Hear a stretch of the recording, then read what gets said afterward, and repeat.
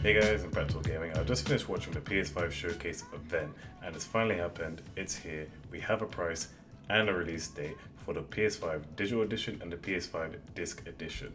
Now, this showcase was jam-packed full of titles, both old and new, and we're going to run through all of them. But first, let's talk about the price. The Disc Edition costs £449, while the Digital Edition costs £359, with the console available in the UK November 19th. However, it is available November 12th for a select number of countries. Now looking at that price, I was convinced I was going to get the Disc Edition because I like collecting discs. Collecting discs is kind of my thing.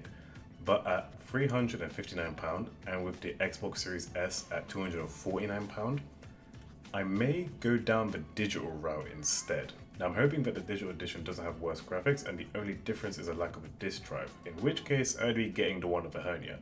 But the news from pretty much all camps is that the graphics will be the same across both consoles, so I think we're good. That's £90 cheaper for just not having any discs, which does mean I can't play PS4 discs on the PS5, and usually digital downloads are more expensive and I won't be able to collect.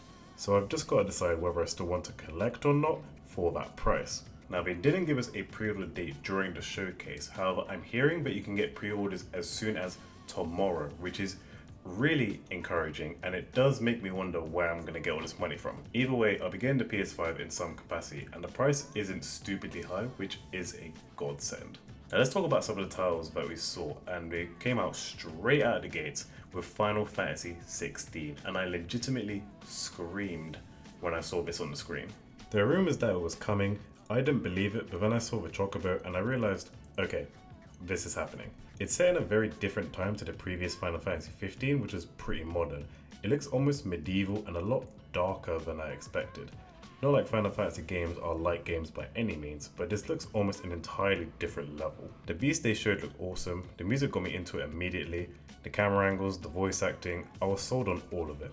It's been so long since the last Final Fantasy, so I'm ready to dive into the next one because this is honestly one of my favorite franchises. I want to learn more about the characters and the world in the coming months because the characters and the bond between them is what really makes Final Fantasy so special and so incredible to play. We didn't get a release date, so I imagine it's early in development and coming 2021, maybe even 2022, but I don't mind waiting. I'm just happy to see that it's coming. After that we saw some Miles Morales gameplay, which we've all been waiting for, and it looks just as good as I thought it would.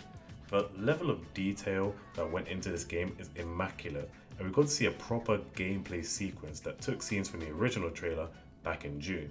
It starts off 1 year after the first game with an election rally being held by Miles' mom, and the rally is in danger of being disrupted, so it's up to Miles to stop it, and it goes straight into the action. We get to see a number of his abilities, his web shooters, some sweet combo moves, his camouflage, and this paired with a couple of quick time events in between them as well. The combat looks really fluid and exciting. I liked the first game and I hope they find a way to expand upon that, which would be pretty difficult as the first game was just so free flowing and enjoyable to play. Now it said holiday 2020 in the showcase, but it was recently announced that it's actually coming out at launch, not the launch window, from day one, which just gives us even more incentive to go out there and get the console as soon as possible. Now the next game was Hogwarts Legacy, which was an open world RPG Harry Potter game, which surprisingly looked really good. It's not got the characters from the books in the game, it's a fresh story based in the world of Harry Potter years before the events of the books, and I gotta say this does look pretty epic. As a fan of Harry Potter, just being able to explore the world is good enough for me. But I do want to know exactly how this is going to play because I've seen previous Harry Potter games and let's just say it hasn't been pretty for a while. Now this was rumored years ago, but this is the first time we've seen anything concrete. It will be coming out 2021, so quite a ways away, but I imagine it will be coming out probably early 2021 considering how long it's been in development. It looks cool, it looks fun, and it's Harry Potter. Let's just hope it's nothing like its predecessors. After that we got a bunch of trailers for games that we already knew about, but from a different angle. We got to see a campaign mission play out in Call of Duty Black Ops Cold War, which looked unreal.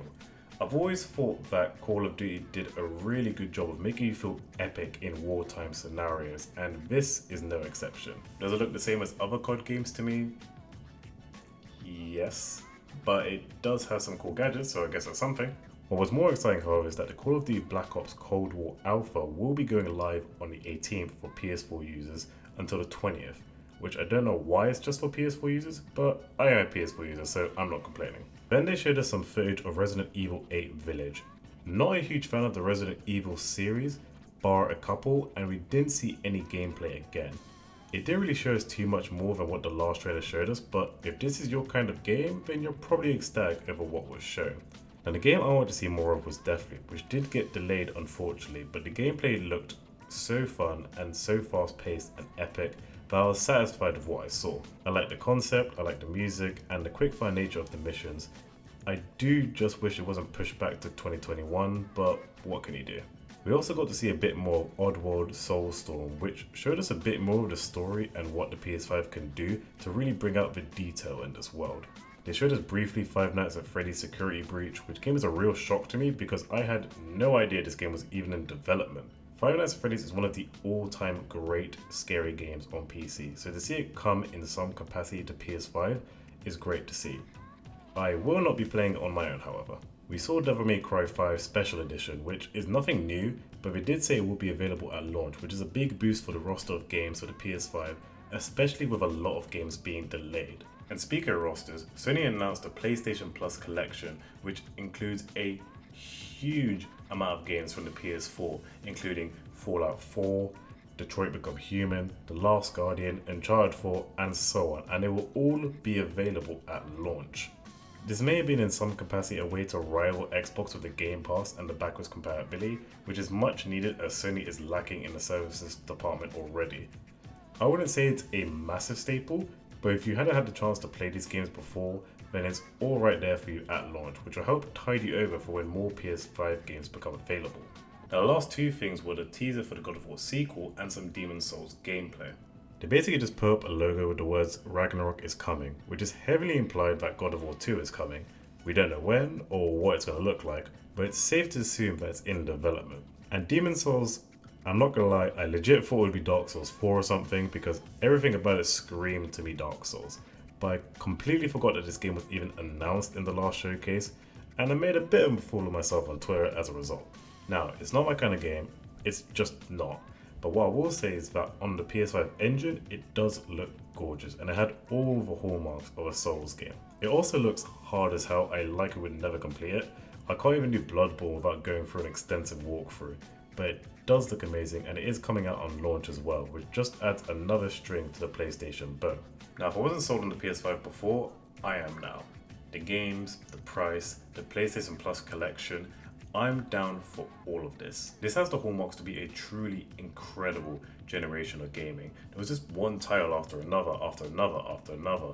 And from the games that they showed us, there really is a game out there for everybody. I can't wait to get my PS5, unbox it, find a way to fit it into my room, and just have a blast playing some video games. I'm excited, you're excited, we're all excited, and we're all probably going to be broke by Christmas. But you know what? It'll be worth it. Well, that's it for me. If you enjoyed, leave a like, subscribe, and make sure to leave a comment down below about what you guys thought about the PS5 showcase. Thanks for watching, and I'll see you next time.